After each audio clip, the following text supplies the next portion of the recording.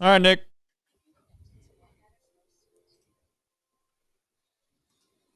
Coming in on time tonight. Coming in after watching some relatively decent baseball. So we'll see how it goes. By the way, you have the full makeup of the Twitter profile tonight. Just did you The do that full on makeup. purpose? Yep. Yep.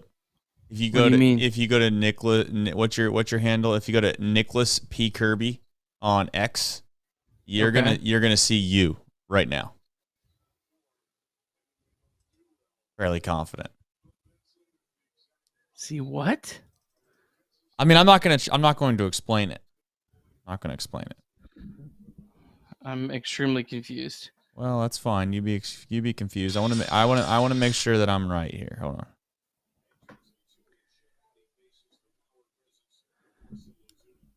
Yeah. Yeah.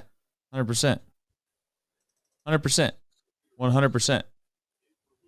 If I Go look at Kirby's profile on X, and he's right here in the flesh. This is him. oh okay. I don't think you still know what I'm saying, but I think it's at this point humor to me. I don't. It might not be humor to anyone else watching this show, but it's humor to me. For those that are wondering, it's bottom nine. Reds lead 4-0. Almost said nil. Shout out soccer, and by soccer I mean football. 0-2 count on Ozuna. I want to send a sincere congratulations to the Rileys on the birth of their child. Yeah, What yeah. a absolutely Nice. wonderful occasion. Very, very happy for them and that family right now. It was nice timing. Very nice timing.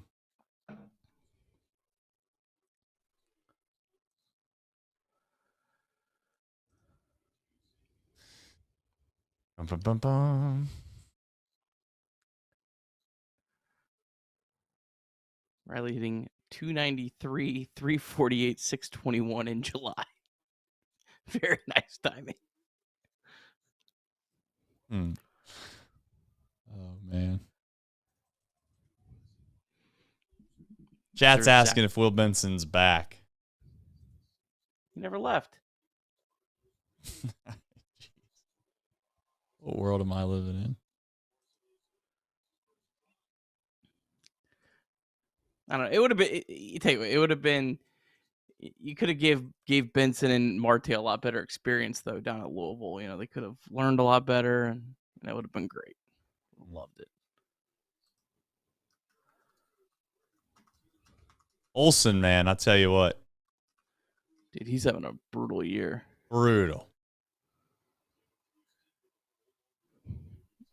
As many things as the Braves have got right, they the That's Freeman barely. thinking Olsen could just replace Freeman was maybe a bit of a miscalculation. Still time left. You know how baseball is though. Like he's probably what's going to end up happening is like the last month of the season and the whole postseason they're just going to ride him. He's going to be like the man. He'll end the year hitting below his career numbers, but no one will care because he did it at crunch time. That's a great point by the chat. This is what happens when you leave for a week. We might have a problem.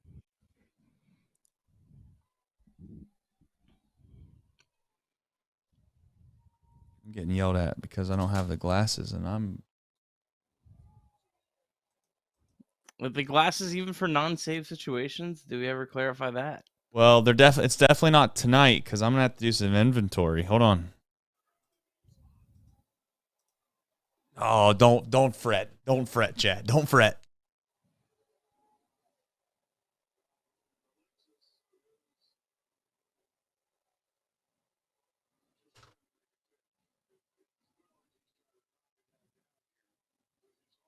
A little sassy Duvall. David Bell yelling about. Diaz threw up and into Duvall. Duvall said the F word back to Diaz, and He's saying what the F you looking at, yeah.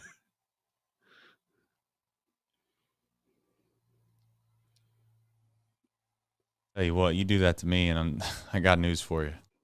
There's a really good chance I try to snap that slider off right at his face right now and see if he just fires it, gets out of the way. Let's get in a fight. Let's get into a fight. That's what's gonna get us back. Let's get into a fight. Let's just throw a strike to a guy with a 450 OPS. That would also be great right about now.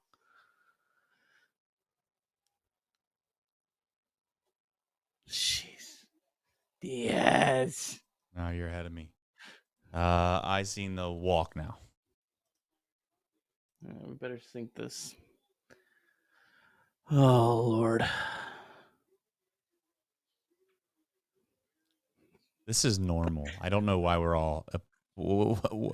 we all know that like what we did get for what seemed like a month didn't seem normal.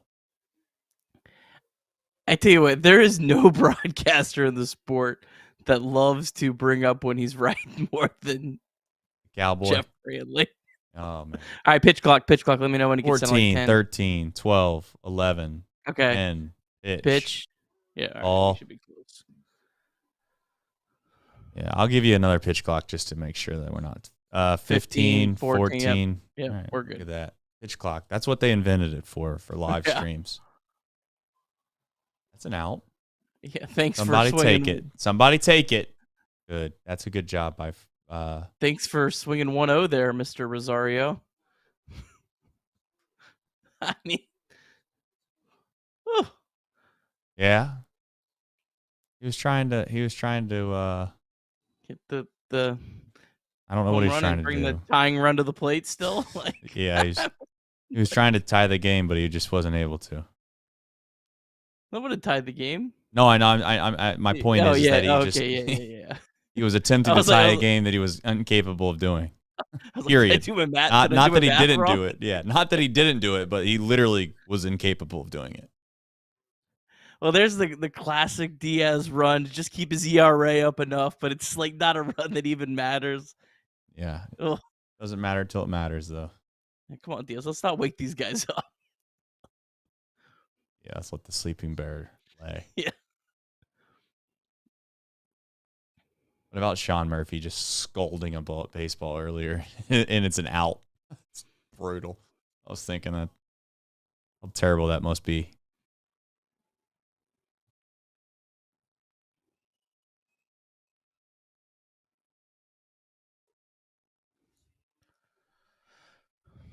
Likes. Yeah, we could use some likes for strikes.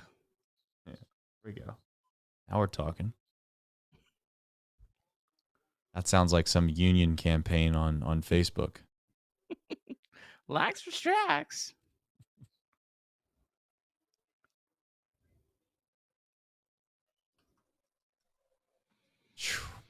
Yes. Brother, man. It's like, come on.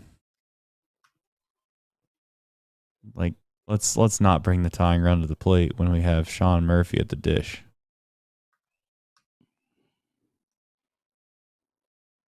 Now, that was a good take. I mean, it was a fastball right down the middle, but Sean Murphy was looking for the walk. I don't think that's a bad idea.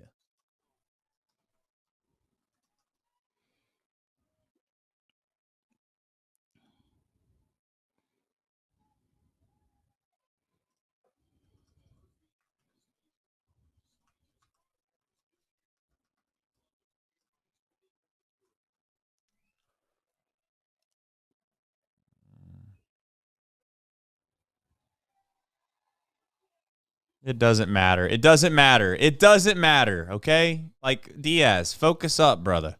It means nothing. The IQ level, man. The IQ level is just so low. And I know nobody should care about something like that, but like the fact that he's trying to argue about it, it's like, dude, just get back on the mound. Throw a strike.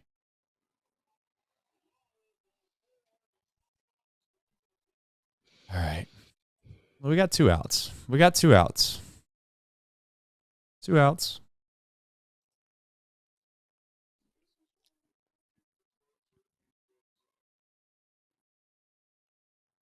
Brantley, what are you supposed Does to do? Brantley know there was a break? There was an all-star break? I mean, what do you want him to do? Dude, it's a fourth game back. Come on, man. Like, I love Cowboy, but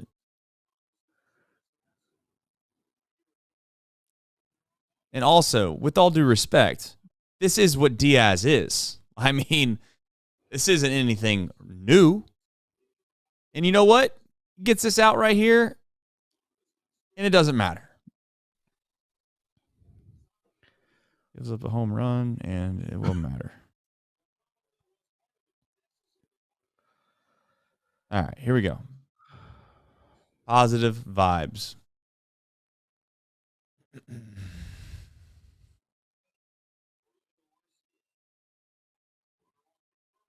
That's an out. I need my left fielder to catch a ball. Yep. That's an out. That's an out, chat. All right, folks. We got a show to do, and we are going to do it.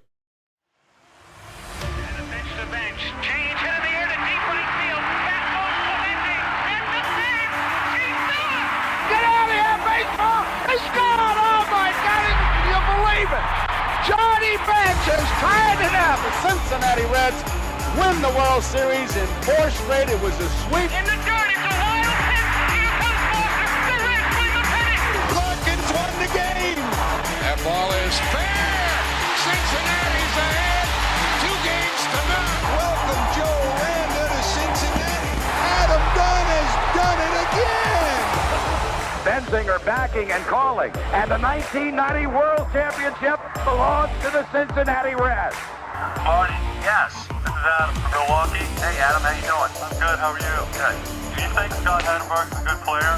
Dunn up there with the bases loaded. The outfield deep and around toward right, and the 1-0 on the way to the plate. Swung on. Long drive. Right field. And this one belongs to the Reds. And a high drive. Hit back into deep right field.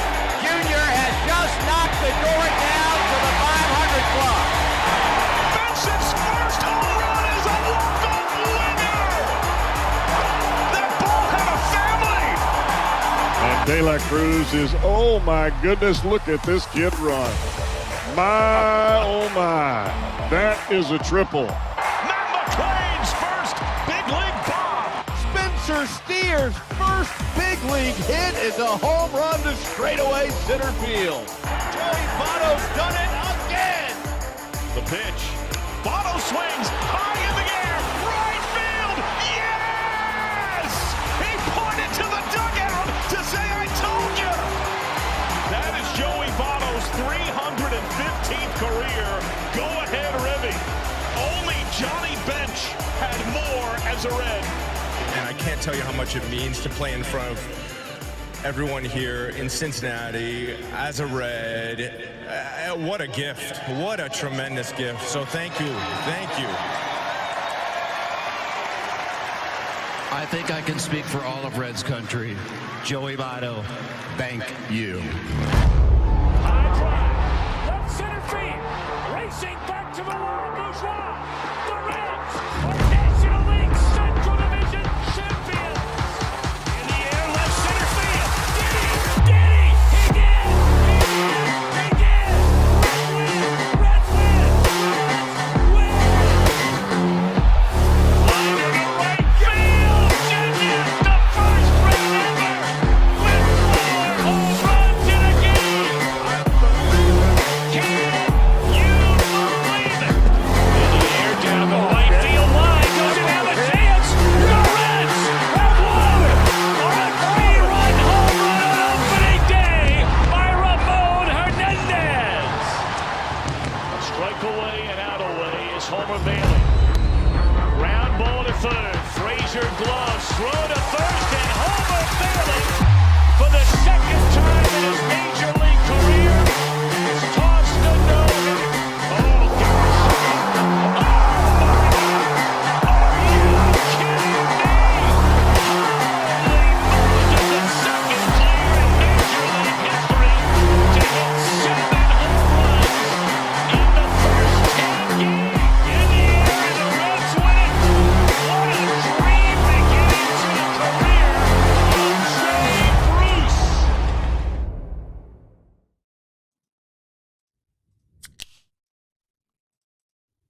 It was okay. Wasn't the greatest. But you know what was great is the fact that the Reds they've made it interesting for one more day. We'll leave it at that. You know, I don't know how many more days we're going to be able to get away with saying that. I'm hopeful that we get to the end of this month and there's still life. That's where we're at. I think we're on life support. Maybe you don't, but you know what matters most is the Reds win. They win 4-1, and they did it against a great arm, obviously. And, you know, the starting pitching and the bullpen did what they always did, Nick, and I'm sure you'll tell us about it in the box score recap. But before we get to that, any overarching thoughts you'd like to get to? Just a nice win against a solid Braves team, that certainly is limping right now. They have their share of injuries as well, and able to lay a nice punch here in Game 1. Hopefully you could find a way to take this series, make up some of the ground you lost over the weekend, and make this week interesting. Yeah, in a dumb way, I was just thinking today, it's like, this team's it's just been weird the last, basically 3 weeks now, because they find ways to not win series in which you think that they would, and then they get swept in a couple series. I mean, they went 0-6 against the Nationals and the Tigers, and if they find a way, and I know we're still a long ways away from a sweep here, but the idea of having a sweep against the Yankees and the Braves in that same collective group of baseball games it's just a weird situation that's going on, but maybe they can, and we'll find out. Obviously, we got more games to play, but before we get to any of it and all of it, we got a box score recap presented by Nick Kirby. All right, Reds taking on the Braves. First of 3 in Atlanta. Reds coming in on a 4-game losing streak. This game featured a pair of NL All-Star pitchers facing off, Hunter Greene against Reynaldo Lopez. And in the top of the first, the Reds jumped on Lopez early. Elly De La Cruz smoked a triple, 113 off the bat to right field. Braves didn't even attempt to throw him out at third base. The Jammer Candelario hit a ball to right field. Not all that deep, but plenty deep enough for Elly De La Cruz. 1-0 Reds. Then in the top of the third, Will Benson, back at his hometown, crushed a solo home run to right center field. 2-0 Reds. Lopez entered the game, allowing just 0.56 home runs per 9, 5th best in Major League Baseball. Then with 2 outs in the top of the third, Elly De La Cruz had an infield single. Then he really showed off his game-changing speed, scoring on a double from Candelario. 3-0 Reds. Then in the top of the 5th, Stuart Fairchild was hit by a pitch to lead off the inning. Fairchild stole second base, his 13th of the season. Will Benson singled. Fairchild did have to hold at third, but then Jonathan India had a sac fly. 4-0 Reds, the first time the entire season that the All-Star Reynaldo Lopez has allowed 4 runs in a start. And that would be more than enough for Hunter Greene and the Reds. Greene, 7 innings, 2 hits, 0 runs, 3 walks, 7 strikeouts. Another brilliant performance from Hunter Greene. Fernando Cruz looked like he was back to his normal self in the 8th. He threw a perfect inning with a strikeout. Alexis Diaz, first time he had pitched in 8 days, a little shaky in the 9th. Braves did get 1 run off him and did bring the tying run to the plate, but Diaz got the job done. Reds win 4-1. Reds 4-game losing streak is over. Reds now 48-53 on the season. Oh, and do we have a deep drive of the day? Yes, we do. I wouldn't be an honest fan if I didn't tell you about it. The deep drive of the I'm sorry, that was funny. That was good. The deep drive of the day is sponsored by DSC, and they are a leader in renewable commodities for biofuel production, specializing in used cooking oil collection, aggregation, and sales. Visit www.deepsouthcommodities.com for more information. It was 107 off the bat off of Will Benson, baby. Willie Baseball. That was just after an incredible play. That's his 11th home run of the season, 107.4 off the bat, 394 feet. Absolute, what some call a piss missile, 24 degrees. Wasn't sure if it was going to get over the fence, but it did. It gave the Reds a 2-0 lead. That would jump their probability to 70%, and as we all know, it would be 100%. Shout out to John and DSC for supporting the deep drive of the day, and shout out Will Benson for giving us one. So, I guess where do we start on a show like this? We can go a multitude of angles. Certainly maybe the offensive route. We can talk about the pitching. But I think maybe we should just have the discussion that this probably wasn't supposed to be the case because Lopez, clearly all-star arm, and you find yourself in a position where you go into this game and you think, okay, maybe you scratch out a run or two. You get to the bullpen, you scratch across another one, and you win the game 3-1, or you win the game maybe 3-2, or heaven forbid 3-0. It almost played out that way, and they hit some balls hard off of him. They weren't really that cheap. There's sometimes, like, we've watched Hunter Greene throw the baseball from time to time, and it feels like there has been starts where Hunter Greene threw the ball well, but it just, for whatever reason, one of his day, there was a dink hit there, there's a dink hit there was an error here. That wasn't the case tonight. I mean, they hit the ball really hard off of Lopez, and they made, he got Ellied a little bit too, to be fair. He had 9 hard hit balls against Lopez tonight, to your point. I feel like the Reds honestly could have put up a lot more than 4 runs. They had 2 runners on base with Spencer Steer at the plate. Not a terrible at-bat by Steer, just couldn't come through. So it almost felt like they maybe even let Lopez a little bit off the hook. But when you put up 4 runs against a guy who hasn't done that all year, I mean, that's a pretty remarkable performance. I mean, if you look at Lopez's profile, I'll be honest, when I was writing the notes, about him yesterday, I was like, this guy probably is a guy that's due for some second half regression. So it happened, and that's sometimes what happens in baseball. Sometimes you catch a guy like Lopez at the right time. Sometimes you also catch a guy like maybe Patrick Corbin at the wrong time. That's the weird quirks of a baseball season. All these pitchers are going to have good starts. All these pitchers are going to have bad starts. What makes the good pitchers great is they have a lot more good starts than bad starts. I mean, this was a good performance tonight by the Reds, and you just go. You need more of these. Yeah, I mean, listen, I don't think it's breaking news that on a night like tonight, no Reds fan is going to probably be over the moon about where the Reds still sit. It's going to take probably a week's worth of incredible baseball to really turn the mindset around on many of us in this fan base. Now, I'm not here to suggest there's no chance at all. There's a slight chance that they could find a way to get back into it. And in order to do it, they're going to have to find ways to sweep the Braves. Now, I know that sounds crazy, but I think you also have to sweep the Braves just from the standpoint that you're going to have to convince the front office that you're a buyer versus a seller, because clearly yesterday they were in a selling mood. Maybe the win tonight will halt the brakes on that. I have no clue. I'm just here for the ride. I'm not sure exactly what they will end up doing, Nick, but we'll find out here relatively soon. Will Benson, listen, he obviously was a deep drive of the day. The play he made in left field was a big play. And I don't know, the weird thing about a play like that is it will show up in defensive runs saved a little bit. It'll show up in outs above average a little bit, Nick. But you don't really know how many defensive runs saved he truly made, is what I'm getting at. Because you miss that ball, it hits off the wall, runs score, it extends the inning. You find yourself in a position maybe where you give up another hit and there's more run score and it just snowballs out of control.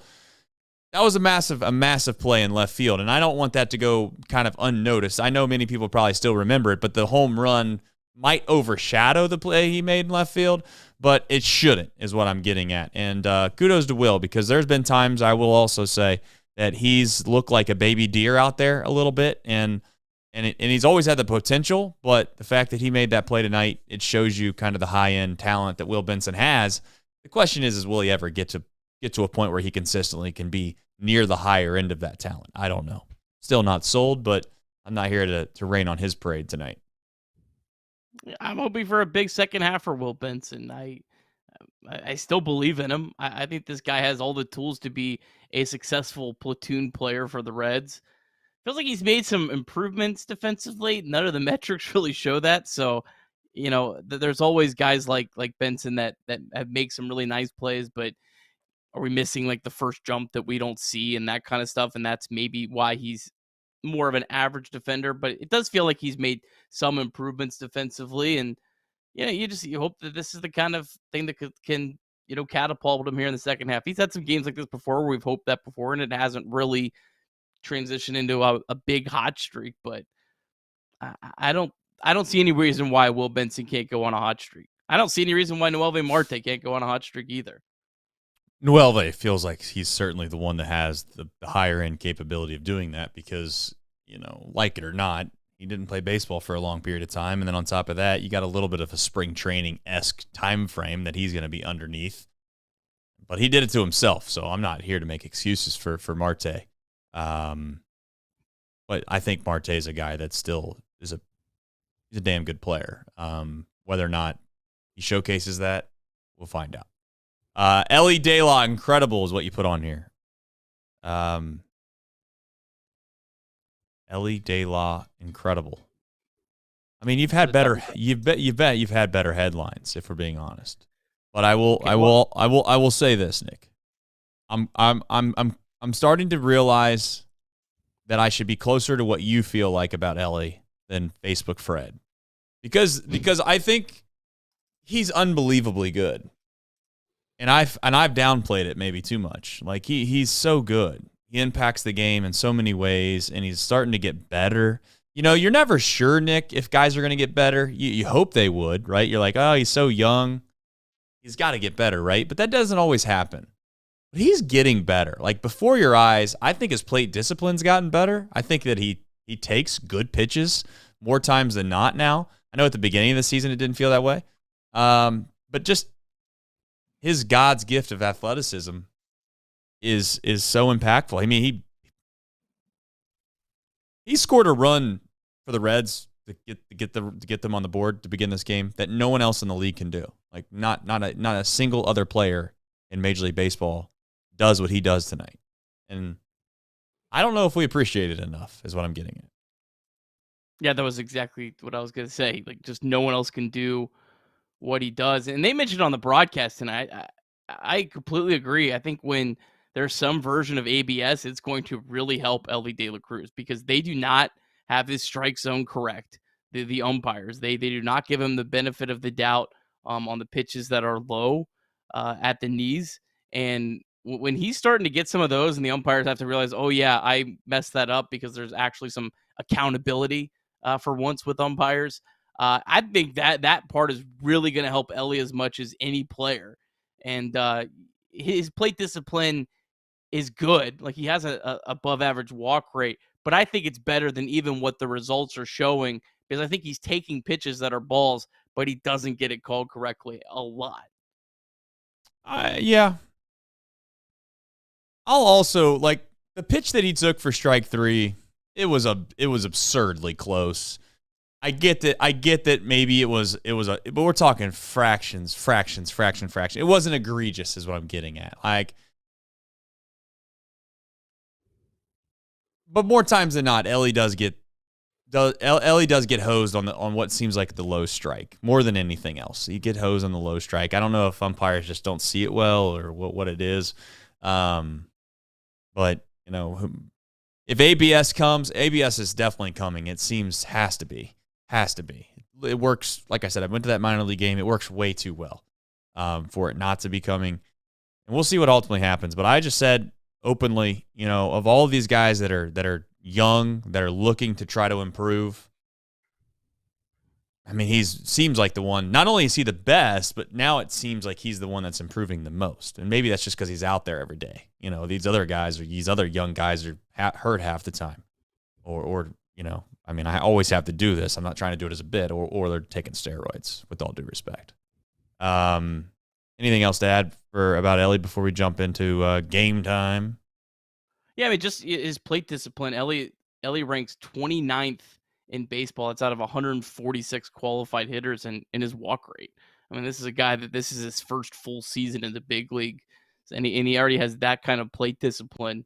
I think that makes up for the strikeouts when you're walking that much. I mean, it definitely makes up for it. And yeah, just don't take this guy for granted. 6th in baseball and wins above replacement. I mean, like, the only players that are better than Ellie right now and wins above replacement are Ohtani, Soto, Witt Jr., Gunnar Henderson, and Aaron Judge. That's it. That's the list. I mean, just incredible what he's doing, and this is just his second year, and I think he's still got a lot of room to improve too. I agree, and I'm gonna openly say I know it's 2024. I know his contract. He's not going to become an unrestricted free agent until basically 2029. I don't care. Like, people are like, oh, let's worry about it later. No, I don't want to worry about it later, okay? I don't. Because I know the closer we get to 2029 without an extension, the Reds have no chance. They have a chance right now, Nick. They have a chance right now because they can leverage the fact that they have his rights till 2029. No other team can do that. No other team can do that.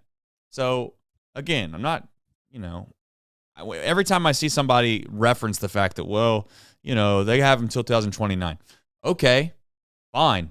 If that's the case, Nick, then they better start saving right now. Like, in the back of their mind, they better save the amount of money they were planning on spending on Ellie on an extension every single year. So when it comes closer to the time of basically him becoming an unrestricted free agent, they have an absurd amount of cash. So, I don't know. I mean, I'm not overly concerned about it, Nick, but I don't really like this notion of people just putting it out there that it's not a big deal at all. That's all. That's all. It's a very big deal. It's the most important thing in the Reds franchise. There's nothing else more important than extending Ellie De La Cruz. Everything else takes a backseat to extending Ellie De La Cruz. It's the only player they've had that genuinely could be the star of baseball, the face of baseball. Now, maybe you don't care about that. And you know what? I would say, Nick? Those people would probably be right if this franchise won at an unbelievable clip. Like, if they were perennial playoffs every single year, they could get away with, in my opinion, kind of doing whatever they wish because nobody would really genuinely care because if you win, you win. But that's not what this franchise has done. Quite the opposite. And now you find yourself in a position where you have basically a superstar that every kid in the world wants to be right now. And I think that that's valuable and important. All right, moving on. Game Time. If you're looking for tickets, Nick, I know where I go. It's the Game Time app. Do you go to the Game Time app, Nick? Absolutely. On the front page, home screen, all the games that I go to, I'm always using the Game Time app. I bet you are. You probably have that thing like pinned on the favorites on your phone. No free ads, but do you have the official script, or do you want me to give my genuine heartfelt script? I can do whatever you want, sir. I got it both. All right. Well, I'm going to tell you about the 988 number if you need it. You text or call 988. That is when you are in serious need of some help. Life is better with you in it. So please call or text 988 if you're ever in need. Mantherapy.org is a very nice website. I'm telling you, they even got like some comedians on there that are kind of, joking about some issues that we all know. Behind every single joke's a little bit of the truth. That's a life tip. I know that I'm not supposed to give life tips in the middle of ad reads, but I'm going to do it now. Behind every joke that anyone ever tells you, there is a semblance of truth behind it. Like if I were to just, openly say like, oh, Kirby, you're always, the grass is so green. There's a sliver of truth behind that. And there's a sliver of truth behind me being toxic. That's why people make the jokes. So, kid tip, if you need some help, call or text 988. I like that life is better with you in it. That's a good line. Is that from them, or is that a Trace Fowler original? I can't take credit for that. I was walking down the concourse at Great American Ballpark. I looked up at the video board, and off to the right they have an ad, and it said "Life is better with you in it." Ohio Suicide Prevention Foundation, and I was like, I like that, so I stole it. I pirated it. I like it. Well, I didn't really steal it because they are the folks that obviously support us, so I'm using their line for them that I liked, by the way. I like it too. I think it's a very good line. Feels like something that should be in my favorite movie of all time. It's a Wonderful Life, so I certainly appreciate it. All right. The Game Time app is an authorized ticket marketplace trace of Major League Baseball. Mm-hmm. What makes that great is it makes getting tickets even faster and easier. Prices on the Game Time app, they actually go down the closer it gets to the first pitch. Killer last-minute deals, all-in pricing, views from your seat, and the lowest price guaranteed. Game Time takes the guesswork out of buying MLB tickets. They have all-in pricing. You can toggle this. Stop it. You finally got me. That's good. Take the guesswork out of buying tickets with Game Time. Download the Game Time app, create an account, use the code CINCY, CINCY for $20 off your first purchase. Terms apply. We got to say that. Terms apply. Again, create an account, redeem the code Cincy for $20 off. You son of a... Terms apply. Terms apply. Terms apply. The last part of that, you son of a, that is not a part of their script. That's on our show, just to be clear. All right. What's the line? What's the line in Major League? He's like, who gives a shit? They ain't listening anyway. Something like that. Game time. Like, with all due respect, the executives at Game Time, I don't think we have to worry about it. Now, we do have to worry about our chat now, clipping that out and sending us to bed, but we'll hope that they don't. Thank you, chat.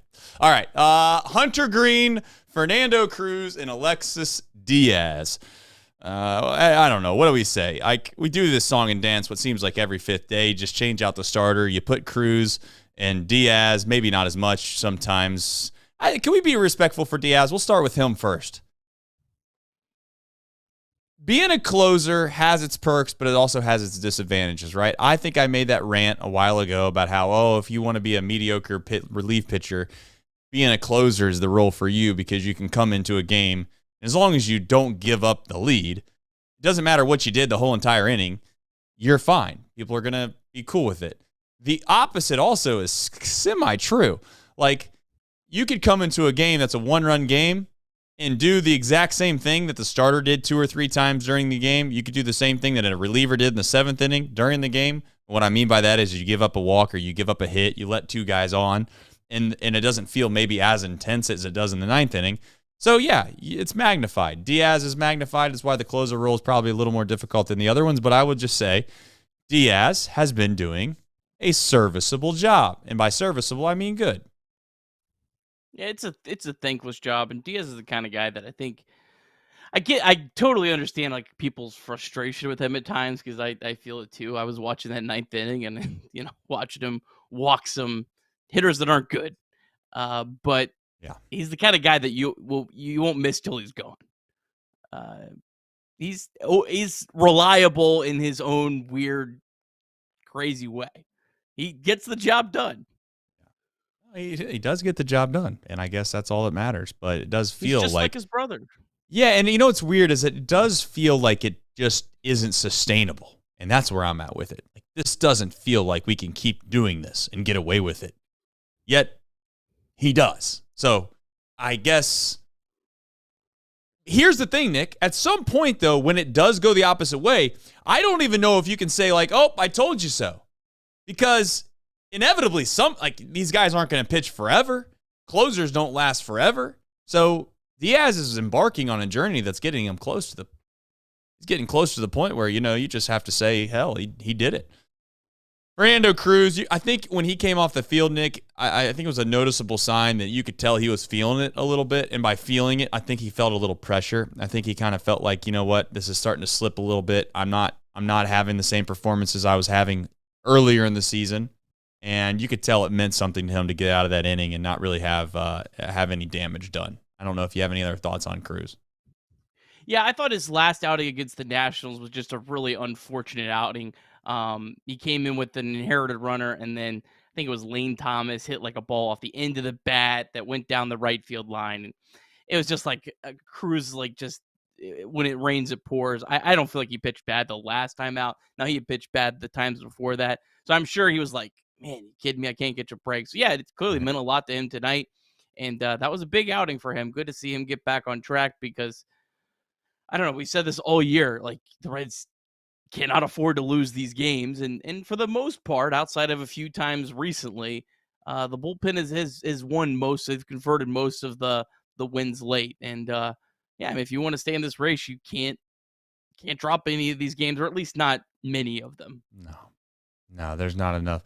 The Reds don't win enough to drop enough of them. And that's not fair on Diaz and Cruz on the back end of these games, but you can't keep – if you have a lead with this club, you're gonna need to keep it. All right, Hunter Greene came into a game in which it felt like the Reds had to have a win, and he delivered. And also the offense, I don't want to say they gave him a ton of support, but it was nice to see them get on the board early, maybe settle his nerves, and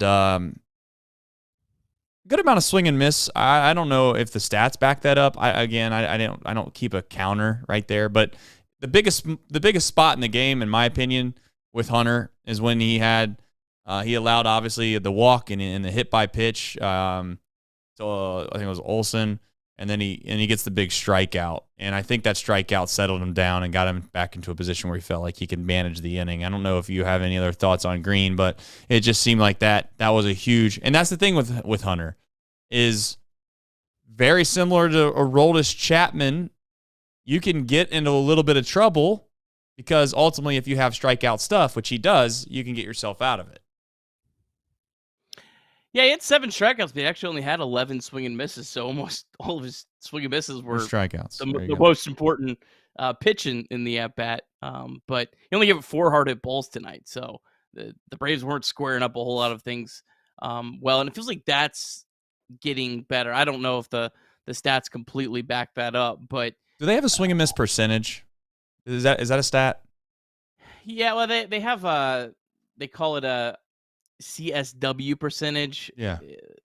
Well, they have the whiff percentage and they also have a CSW percentage. I think most people like the CSW percentage because that's swings plus called strikes.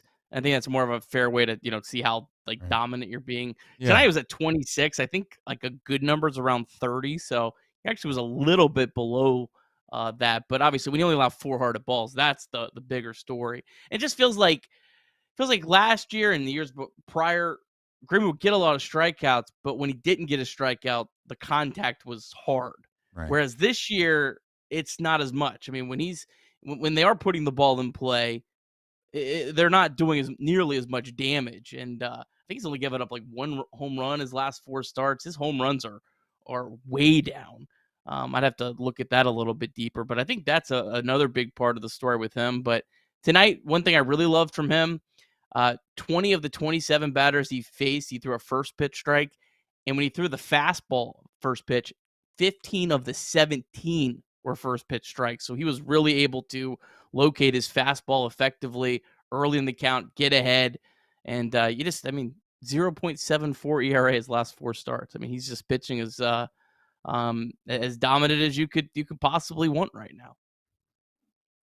Yeah. I mean, he threw the ball very well on a big time night that felt like there was some pressure on the Reds to have to win. And maybe they didn't feel that. I don't know what the vibes are in the clubhouse, but I would suspect the vibes had to be pretty low, and or by low, I mean they had to feel like something's going to have to give here. It felt like the first time, at least as a Reds fan, that we've been doing this, that David Bell was kind of in a position where you felt like there was a possibility that if it kind of got really bad, that there's a chance that he would get let go.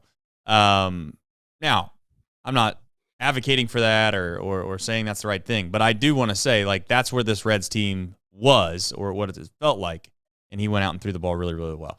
All right, Noelvi Marte, I think we talked about it a little bit at the top of the show, and we have some supers we'll get to here in just a minute. I know, guys, so my apologies on that, but we'll get to the supers here in a bit. But Noelvi Marte, it was just nice to see. He made a good play at third base. I mean, that's another thing that obviously we've missed a little bit. Cowboy mentioned something, Nick. I don't know if you feel the same way, but Cowboy mentioned he felt like he was kind of like, trying to work back through the middle. He felt like his approach was a little bit more disciplined, I guess, and he wanted to go backside. Now, that also was like right after a backside hit, so I don't know if that was just a stream of consciousness thought of the Cowboy, and he just wanted to say something.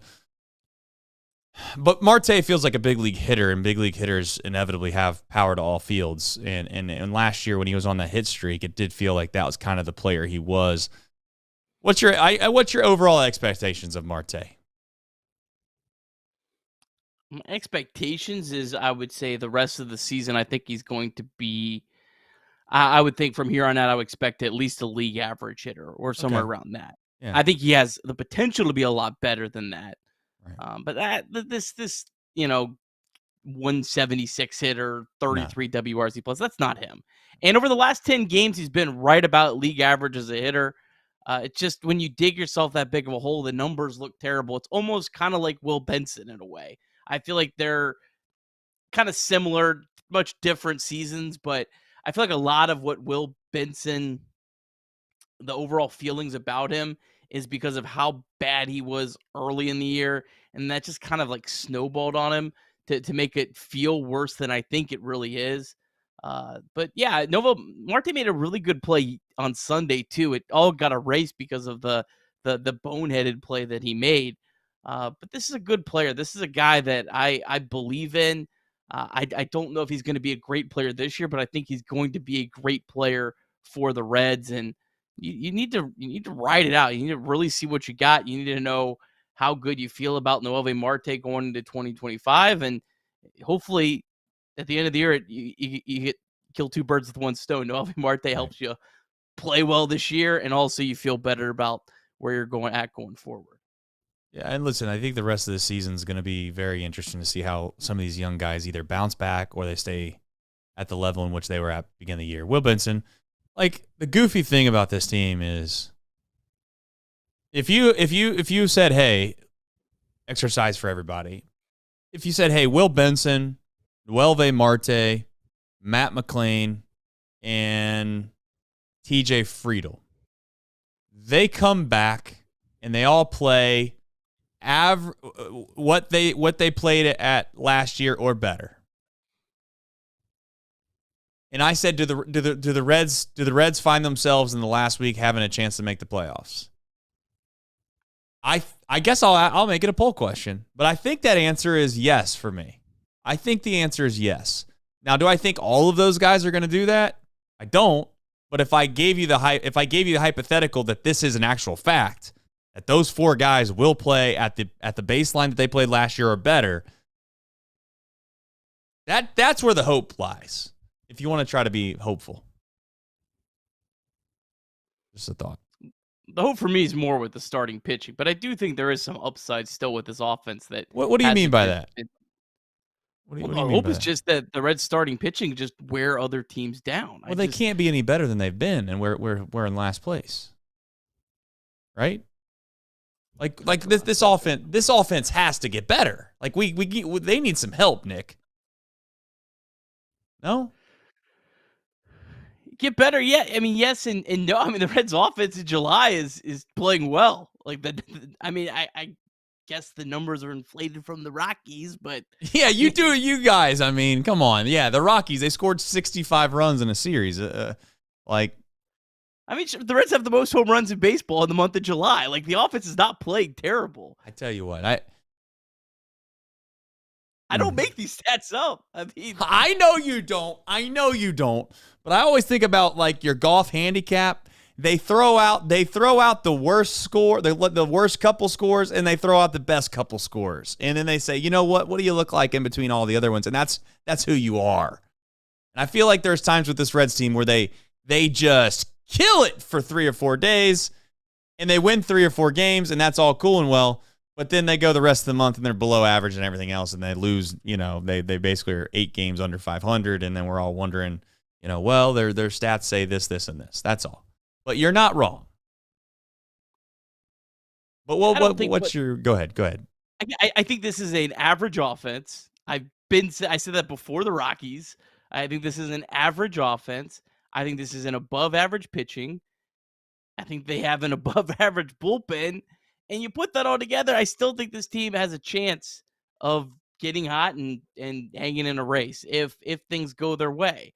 But you look at, like, the Reds and the Braves. I mean, the Braves are like 5 games under 500 over the last 2 months, but they had such a great start to the season that they're still riding that right now. And the Reds, on the other hand, are trying to make up for the hole that they dug themselves in. So I don't know. It's interesting. There was something that just came across the wire here, though, Trace. What? That I'm interested in, nothing crazy, but just interested in your reaction. Our good friend of the program, Gordon Whitmire of the Cincinnati Enquirer, tweeted out, Reds players credit injured catcher Luke Maile with a team bus address to the team on the way to the Atlanta hotel after landing Sunday night with inspiring new life on Monday. Hold on a minute. Now I'm in the middle of trying to write a poll question. All right, I've done this a lot in my life. My wife can attest to it. I was listening to you, but I didn't totally hear you. Okay, could you say it again for me? I'm locked in. All right, our good friend Gordon Whitmire of the Cincinnati Enquirer. That's a lie, but go ahead. Reds players credit injured catcher Luke Maile with a team bus address to the team on the way to the Atlanta hotel after landing Sunday night with inspiring new life on Monday. Oh, Lord. Well, what do you do? Read him Dr. Seuss? Seriously. Are you telling me that the season's back on because Luke Maile wrote a love note? God, kidding me, dude.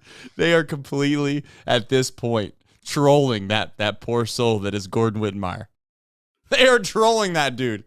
They can't possibly be serious with that. They told him that. They're like, hey, what should we tell this guy tonight?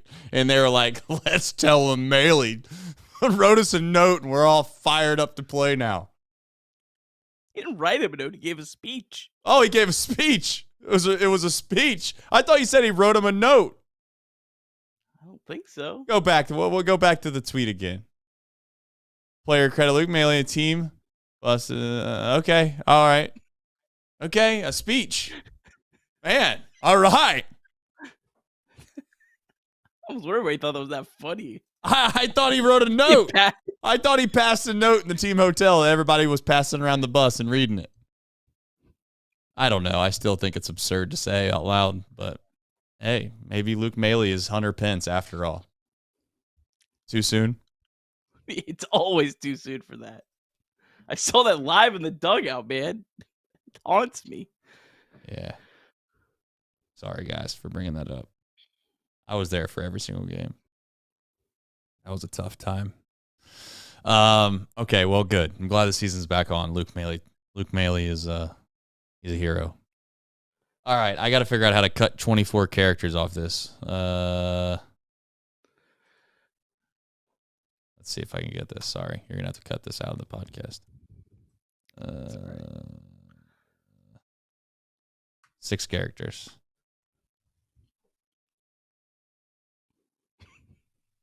This is riveting, I know. All right, I got Sanchez it. just doubled for a second time in the Arizona Complex League, in case you were wondering. Shout out.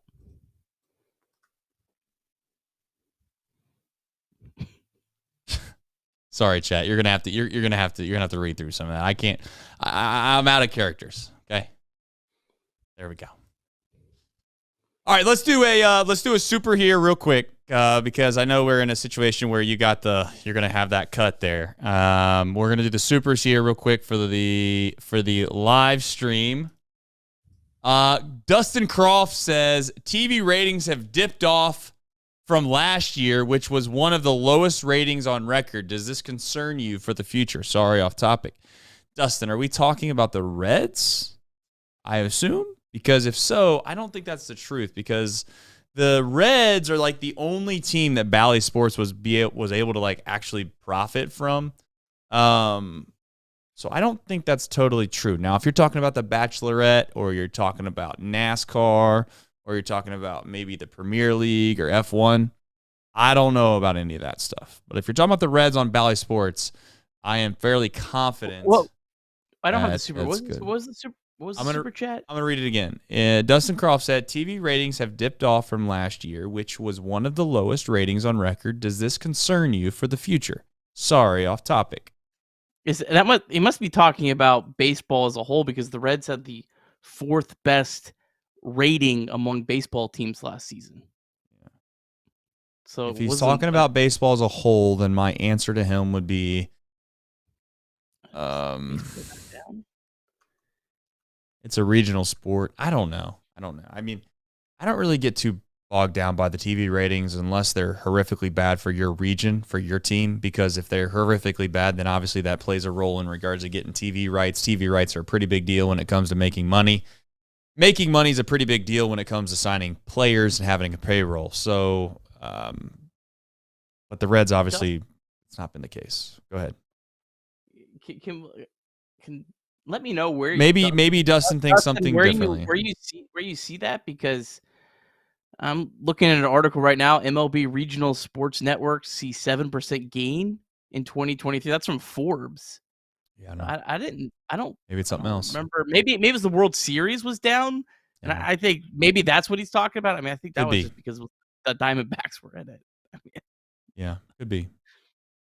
Big Z says, this team takes you out to the middle of the ocean to death, then decides to reel you right back into shore.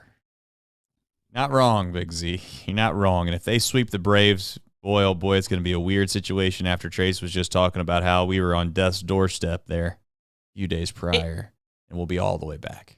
It's a weird season. So the Reds have a winning record against the Phillies, the Dodgers, now the Yankees. Braves, 1-0. They swept the Yankees. It feels like the Reds this season have dominated the really bad teams, the bad teams. Bad White teams. Sox, Rockies. the Marlins, the Rockies.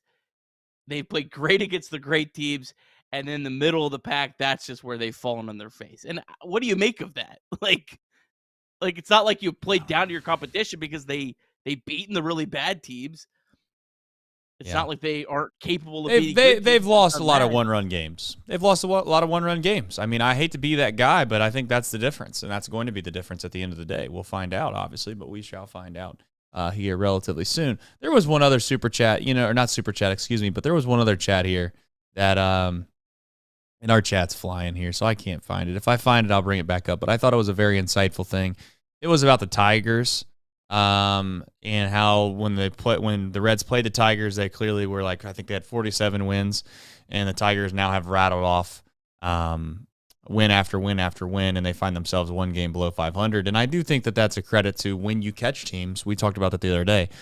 Major League Baseball schedule very much matters of when you run into a baseball team. Do you run into them like the Reds last year when they were on their 12-game winning streak, or do you run into them at the beginning of the year when they had Henry Ramos, bear with me here, Jose Barrero, Nick Senzel, Kevin Newman. Who else was on that team? There was a lot of bad players. I don't know if you know, but there was. So there was a chance you ran into the Reds at the beginning of last season instead of the team that won 12 in a row. But anyways. All right. It wouldn't be a show without Reds MILB. And I got to be honest, there's no way that this show can end without a Shing and Lin update. And I know yesterday I didn't get one because it was Sunday. It was Sunday. I almost said Monday. When you know you've been working weekends. But anyway. This is the bad news. This is the last week of the Arizona Complex League. That's not bad news. That's not bad news. That's not bad news. That's just that I know Shang and Lin will be working diligently on his craft during the off season. Well, I hope they promote him to Daytona. I look forward to even better. Might even make a trip. I hope they send him to Daytona. I don't know if they will or not. He's super young, so I don't know if they want him to have one more year just where he's in the complex. But I'd love to see them go to Daytona and kind of see what he's got. But all right. the traditional minor league affiliates are off, as is the case normally on Monday. The DSL Rojos, better say that right. I got someone that did not appreciate that. My apologies. I am not good at pronunciations. Still, I think better than Trace. No offense. No, you are. The DSL Rojos, they lost 4-1 to the Brewers. That was a final in 5 innings. Sorry. Nabio Mariano was 0 for 1. Jervin Moriallo 0 for 1 with a walk. And then the DSL Reds, they are trailing 1-0. The game got suspended in the top of the 5th. They have so many games that get suspended out there. They must have a lot of rain. Adolfo Sanchez was 0 for 1 with a walk. Yekel Soriano 1 for 3. Then the ACL Reds, they are in action. They trailed the ACL Diamondbacks 4-3. Shang and Lin is 0 for 2 with a walk. Austin Callahan, a guy on a rehab assignment, 0 for 2 with a walk. And then Carlos Sanchez, he has a pair of doubles, been on base 3 times with a walk. Sanchez, guy I haven't talked about a whole lot. He's been hurt a lot this year. He is a top 30 Reds prospect. Has struggled, but he does seem to be playing a little bit better of late, so he's certainly a guy to watch. All right, folks. We have the who, what, when, where, and why, and of course we have all the goodies to come just after that, which is the Nicolas Cage pillow and a dunk. But before we get to who, what, when, where, and why really quickly, please like the stream if you haven't already. Thank you for supporting us and our show each and every single day. Every single day you show up, you're in the chat, And whether we win or lose, many of you still come, and we do very much appreciate that. But more importantly, as always, we will be here for the end of the year. And if it needs to be just basically at some semblance of a therapy meeting, then by all means, you still are welcome, and we want you to be here. Or maybe we get hot. Because right now, Nick, I want to let you know, if TJ, Matt McClain, Marte, and Will Benson play baseline of last season the rest of the way out, do they finish within a game and a half? I'm almost talking about the postseason. I think most people that read that thought that. 60% say yes, 40% say no. So we got a decent little poll going, but we have a good amount of optimistic folks in the chat. Good amount. I would have loved to have saw those numbers about 14 hours ago or 24 hours ago. We did a show. Well, maybe when we get closer to the end, Nick, we will actually put the same poll question every single day. Is the season dead?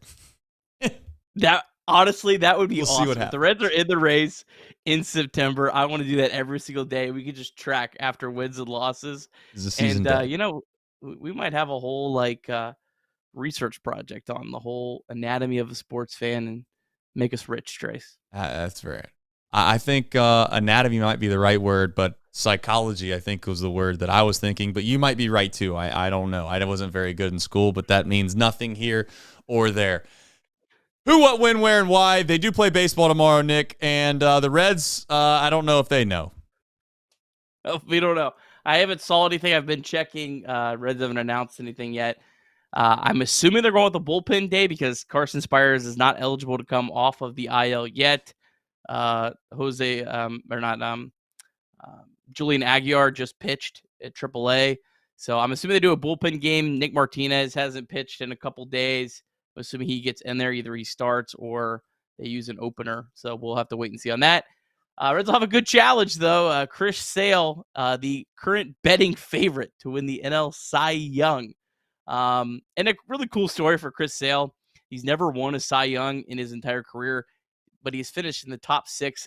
He did it in 6 consecutive years from 2012 through 2018. Obviously, Sale was one of the best pitchers in baseball over that stretch, and then just had a ton of injuries that just really derailed his career. It was really frustrating. Braves made just what the Braves do, made a trade this offseason for him. For Vaughn Grissom, it has turned out beautifully for the Braves so far. And this is a guy that only made 31 starts from 2020 to 2023, but pitching great this year. He's only pitched once against the Reds, and it actually came last year. First time he ever pitched against the Reds was June 1st when he was with the Red Sox. He allowed just 1 run over 3 2/3 innings, but he left the game and actually had to go on the IL and didn't pitch again until August 11th. Your active Reds against Sale, not pretty numbers. 3 for 23. Candelario's 0 for 5. Espinal, Fairchild, and India are 0 for 2. Slater's 0 for 3. Our guys with hits, though, are Spencer Steer and Tyler Stevenson, each of them 1 for 2 with a double. So, this is kind of the house money game. Looks like the Reds are going to be a little bit on the opposite end because I think the Braves are going to have to do almost the same thing on Wednesday. Now, the Reds have Frankie Montas, which might be a little less than Chris Sale on the pecking order. But tomorrow's kind of a game that if you find a way to win, you would be ecstatic, but I wouldn't, put a lot of in it. That's why this win on Monday was very important. Yes, it was.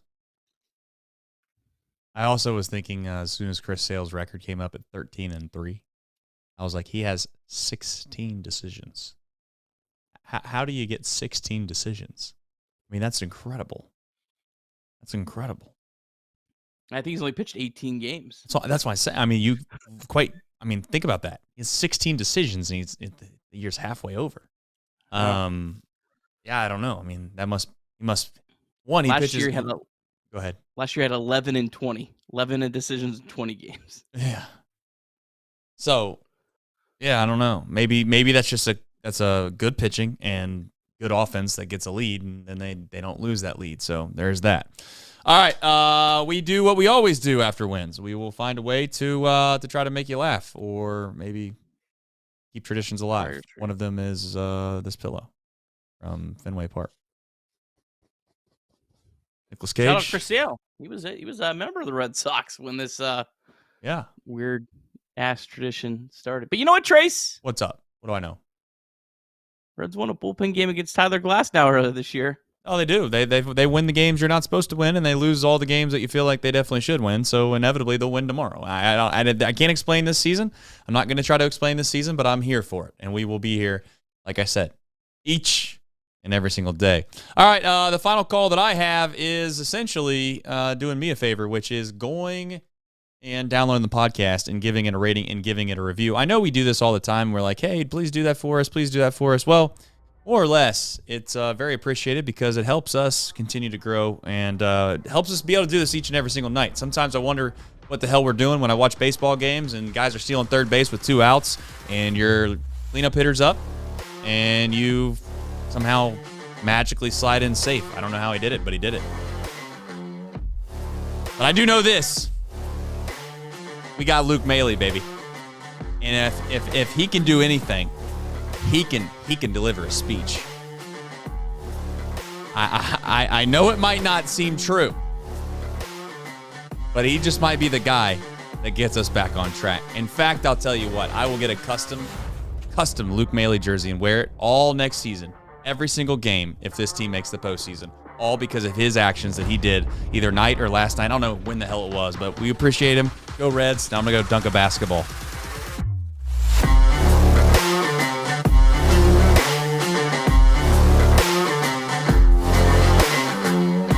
Everybody thinks I only dunk. I'm gonna showcase my full skill set right here.